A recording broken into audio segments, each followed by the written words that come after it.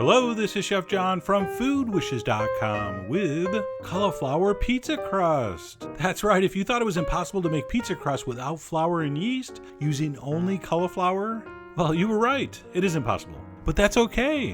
While this is not anything like traditional pizza doughs, it is in its own right a very delicious thing, very nutritious, and as far as appearances goes, produces something that looks remarkably like an awesome pizza. So let me show you how to make this, and to get started, we need to prep our cauliflower. And there it is, one head of cauliflower. This one was a little on the small side, but your standard sized head of cauliflower from the grocery store should work. And to prep, all you're going to do is cut out the core, and then simply break off those cauliflower florets, and throw those into the bowl of your food processor. Although I guess we should call those cauliflowerettes. But nevertheless, we're going to break that up into our food processor, and then, you know what's coming next. We're going to process this until it's finely ground. And of course, as physics and tradition would dictate, you want to start by pulsing on and off, and then you want to continue processing that until it's very, very, very finely ground. Oh, and by the way, in the cauliflower pizza crust subculture, they actually refer to this as cauliflower rice, which I guess I can see. But since we are making pizza crust with this, I prefer cauliflower flour. But anyway, our cauliflower is prepped, and it's time to dump that into some kind of saute pan or anything that will go on the stove, along with a splash of water. And we're going to put that on medium-high heat, and we're going to cook that for about 5 or 6 minutes. So basically the game plan here is we need to cook this cauliflower and then squeeze out as much water, liquid as possible, because that's the only way you're going to get a pizza crust made out of this stuff that's firm enough to stay together, that you can actually lift up and bite like a slice. And of course, like any kind of vegetable cookery, we're going to need enough salt. So you saw me throw in a big pinch of salt there, and I'm going to give that a stir. And like I said, we're going to cook that for about 5 or 6 minutes, at which point we're going to turn off the heat, and then simply let it cool. You could leave it right on the stove, but if you're in a hurry, like I always am, you could go ahead and throw that in front of an open window and it will cool a lot faster. Just watch out for bears. But anyway, let your cauliflower flour cool down, and then we're going to go ahead and transfer that into the center of a clean napkin. And raise your hand if you were going to use a dirty napkin until you heard me say that. See, that's exactly the kind of obvious tip you do not get on the other channels. And once that's been transferred, go ahead and gather up the corners and start squeezing. And you're going to see just a massive amount of water coming out of there. In fact, so massive, you may not want to squeeze it on the cutting board. Let me grab the pan here, squeeze it into that.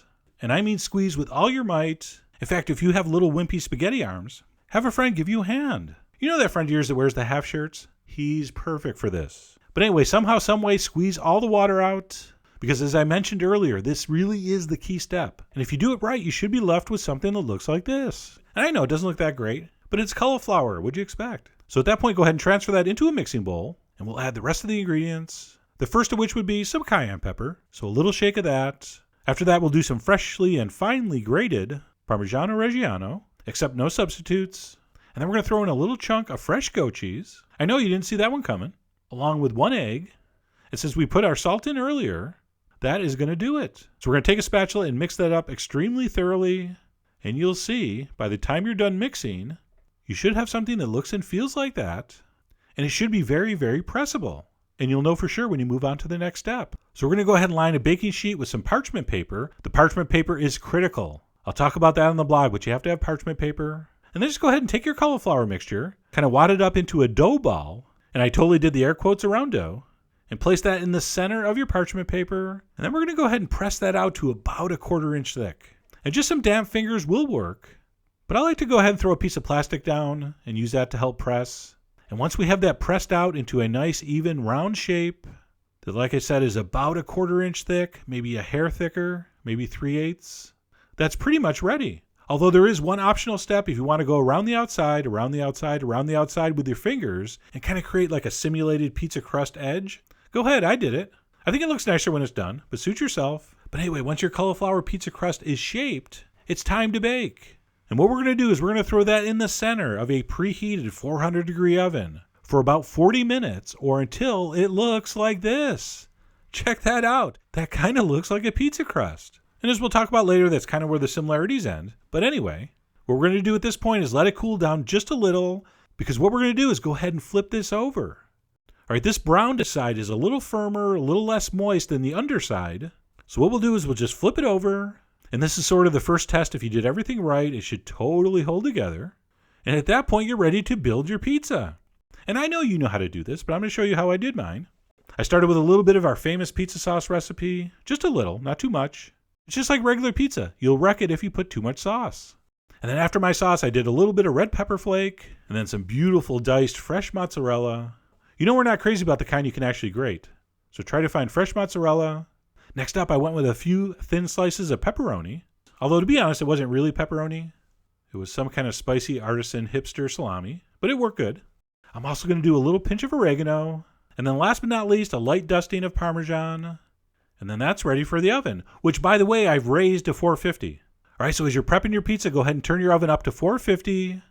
And once your pizza has been topped to your satisfaction, we're going to go ahead and pop that in for about 10 to 12 minutes or until it looks like this.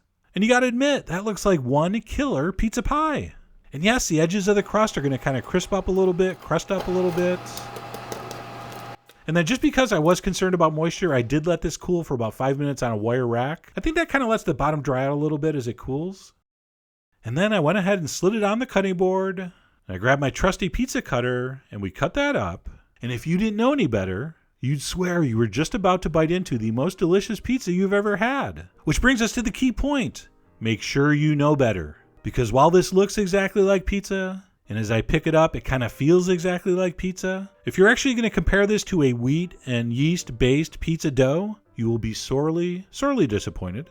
So if you're going to serve this, this is a classic example of managing expectations. Don't tell people they're coming over for pizza. Tell them they're coming over for cauliflower. And that way there's no way they'll be disappointed. Because if you think you're having cauliflower for dinner and you get this, you're pretty psyched. And of course, I've been talking mostly about texture here. The taste is much closer. I mean, there is definitely a little bit of roasted cauliflower flavor in the background, but it is fairly subtle. And all in all, I think it makes a great and obviously significantly healthier delivery system for pizza toppings. So I really do hope you give this a try. Head over to foodwishes.com for all the ingredient amounts and more info as usual. And as always, enjoy.